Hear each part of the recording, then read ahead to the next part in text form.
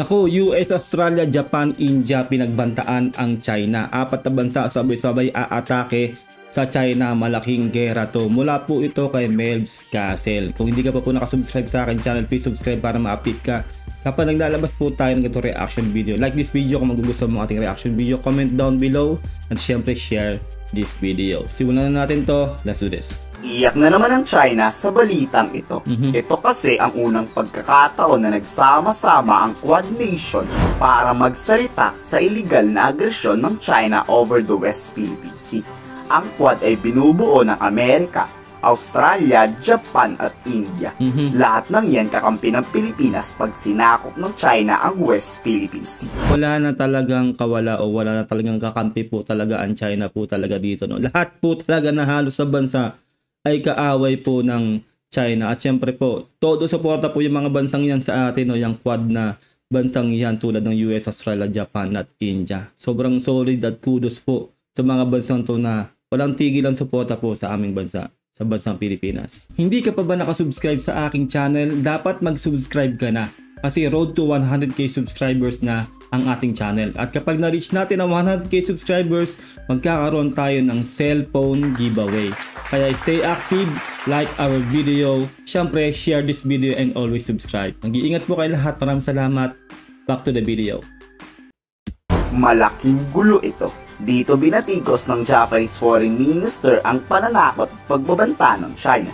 Halos araw-araw kasing nagbababala ang China kay PBBM at sa Pilipinas. Ikaw na ang mali, China, ikaw pa ang mayabang. Di na raw nahiya ang China sa illegal na pang-angkin nito sa teritoryo ng ating bansa. Yun nga talaga yung malaking problema talaga sa China eh. Lahat na lang talaga ay inaangkin nila, talaga nanghaharas talaga sila. Binabaliktad pa tayo. Tuwing may tutulong o susuporta sa ating bansa, lalong-lalo ng US, talaga pong umiiyak po talaga ang China. Ang lagay ba ay gusto nila sila lang yung malakas, sila lang yung magpapalakas ng kanilang sandatahang lakas. Eh hindi naman po pwede yun.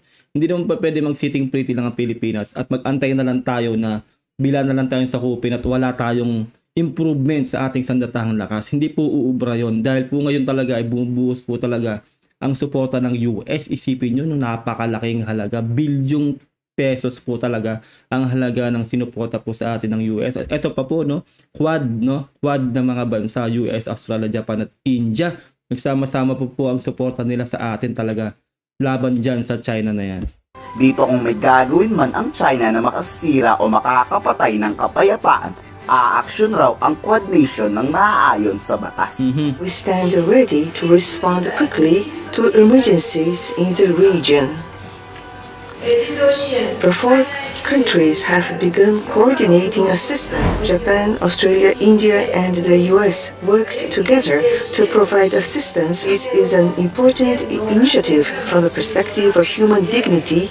WPS agenda is also clearly stated for the first time in the Quad joint statement. Kaya po, no, ito po yung sa akin, no, ano pa pong ikatatakot po natin, no? Dapat po talaga kapag nangharas po talaga ang China sa atin, talaga pong gumanti na po tayo o talagang dumepensa po tayo kahit po mahaterka nun dahil napakaraming bansa po talaga ang nakasuporta sa atin. Although, alam po natin na hindi po tayo dapat sasalalay lang sa mga bansang yan, pero nakikita naman po talaga natin na tayo po ang nasa tama dito. Kung napanood nyo po nakarang reaction video ko tungkol po dun sa South Korea na talaga pong halos talagang pinaputukan na nga po nila yung China. Ganun po dapat, no, pag pumasok po sa teritoryo natin, atin po kasi yon, dapat po ipaglaban natin ang ating teritoryo. Huwag po tayo magpapabuli sa China na yan kasi unang-una nasa karapatan po tayo dahil nasa easy natin ang ating paglalayag na yon. Kaya dapat po talaga ay wag na po tayong mag-maximum tolerance dyan. Talaga pong dapat pag pumasok po ang China sa ating soberanya, dapat po ipaglaban po natin to. Kasi po atin yung soberanya na yon. Also this time, we have confirmed our response against information manipulation and interference by foreign countries, including the proliferation of disinformation. This cooperation are also essential pieces to maintain and strengthen the regional order. Nasa oras tayo ngayon na gustong baguhin ng China ang kautusan ng buong mundo, na kung saan China ang tinitingala ng lahat. China ang bossy, China ang masusunod. Di raw hahayaan ng Australiang baguhin ng sino man ang international rules-based order. Tama, kasi unang-una po ang China po talaga numero unong sumusuway sa UNCLOS. Real talk po yan. Wala po silang nire-recognize na international law.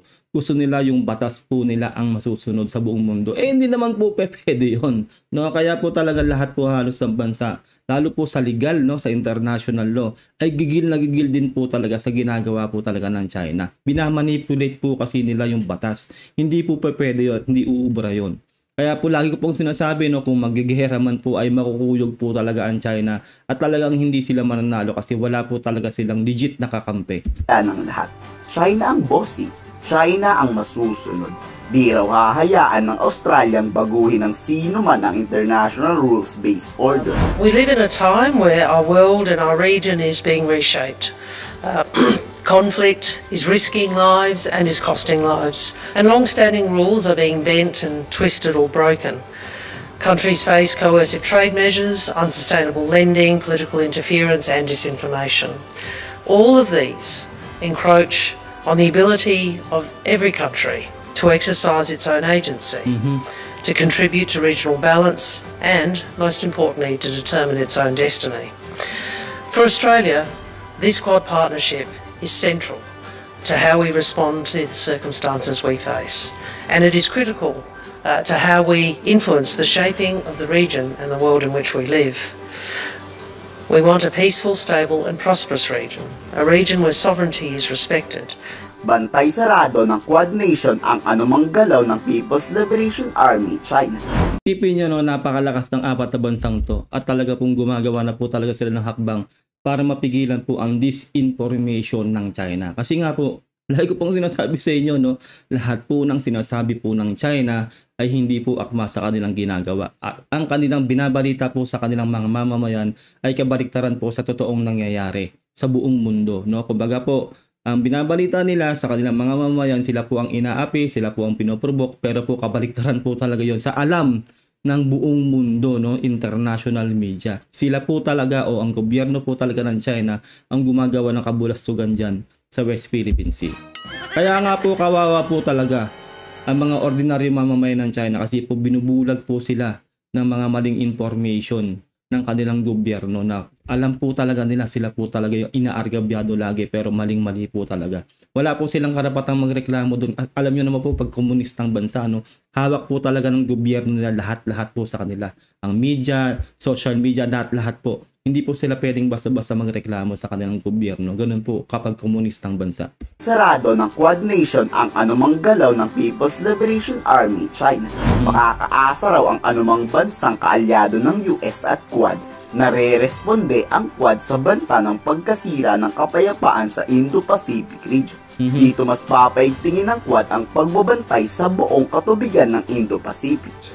We are charting a course for a more secure and open Indo-Pacific and Indian Ocean region by bolstering maritime security and domain awareness. In practical terms, what does this mean? It means strengthening capacity of partners across the region to know what's happening in their own waters. Yes. Kung naglaan si US Defense Secretary Lloyd Austin sa Pilipinas ng $128 million na pondo sa EDCA sites, papalakasin na rin ito ang base militar sa Japan. Kung isipin nyo nga, kung nga yung Canada nga hindi nga naalog sa China, yung dumaan sila sa Taiwan Strait, di ba? Isipin nyo yan, di ba? At saka yun nga yung sinasabi ko, di ba? Palala ng palala po ang problema talaga ng China kasi po lahat po talaga ng bansa ay kinakalaban po nila. Imbis na ikaibiganin nila yung mga bansang yan para mas gumago yung ekonomiya nila, para magkaroon sila ng magandang relasyon sa mga bansa na yan, ay lalong nasisira po dahil sila po talaga ay nambubuli po talaga sa lahat po ng bansa para lang maangkin po nila yung West Philippine Sea. Tipin nyo yung Canada, dumaan lang sa Taiwan Strait, ginawa na nila ng issue. Yun nga, hindi nga nagpatinag ang Canada, di ba? At eto nga po, pati US po talaga, ay talaga pong maigting po talaga ang pagtuligsa dito po sa China na to. Aring Lloyd Austin sa Pilipinas ng $128 million na pondo sa EDCA sites. Papalakasin na rin ito ang base militar sa Japan. Ito na ata ang pinakamatinding paghahanda ng US sa digmaan simula ng World War II. United States will upgrade the U.S. Forces Japan to a joint force headquarters with expanded missions and operational responsibilities. This will be the most significant change to U.S. Forces Japan since its creation. And one of the strongest improvements in our military ties with Japan in 70 years. Isipin nyo, no, dating magkalabang bansa yung Japan sa US, pero ngayon sobrang united na talaga sila. Laban nga dito sa China. Kasi itong China talaga, walang ibang ginagawa kundi gulo. Kumbaga sila po talaga yung nagpo-provoke, no? Isipin nyo, malakas na po at palakas po sa Pilipinas po mga EDCA sites po natin. Talagang pinondohan tayo ng US. Pati po sa Japan ay talagang pinupondohan nila para palakasin din po yung kanilang mga sandatahang lakas doon. Kaya po talaga tong China po talaga ay maliit na po talaga ang mundo sa ginagawa po nila to na pangharas dyan sa West Philippine Sea. Laking problema nito ng China. Tama. 4 na bansa kasi ang sabay-sabay kukundinahin kung may malimang magawa ang China Coast Guard sa West Philippine Sea. Ano kaya ang re-responde ng mga Chekwa dito? Ano sa tingin? I-komento sa baba ang sal. Ayun lang po, no, ato po nagawa ng reaction video to, napakagandang video na to ni Mebs Castle. Nasa description po ang link ng kanyang video para po makapag-subscribe po kayo sa kanyang channel. Huwag nyo rin sanang kanilimutan na mag-subscribe sa akin channel. And like this video kung nagustuhan nyo ating reaction video. Mag-comment po kayo kung ano po sa loobin nyo rito, no? Pero sa akin po talaga ay talaga pong wala na po talagang kawala dito ang China. Pag gumawa po talaga sila ng hindi maganda dyan sa West Philippine Sea, ang daming bansa na po talaga ang talaga pong nakabantay po talaga sa galawan po nila. Kaya sana po, no, wag na pong mag-atubili ang ating gobyerno na magpasama sa US, no, kapag nagro-remission po tayo, kasi po kailangan po rin talaga natin yun para po talagang sureball po tayo na hindi na po tayo maharas po talaga ng China dyan sa West Philippine Sea. At syempre po, salamat po talaga sa kudos sa mga suporta ng mga bansang to ng US, Australia, Japan at India sa atin sa Pilipinas. Syempre particularly allied nation, sobrang lakas, talaga pong wala na po talagang masasabi o wala na po talagang kawala dito ang China. Kaya po ang China po talaga ay malapit na po talagang bumagsak yan dahil wala nga pong kakampi ang China. Maraming salamat po, until next time, ingat po kayo lahat, God bless and peace out. Bye.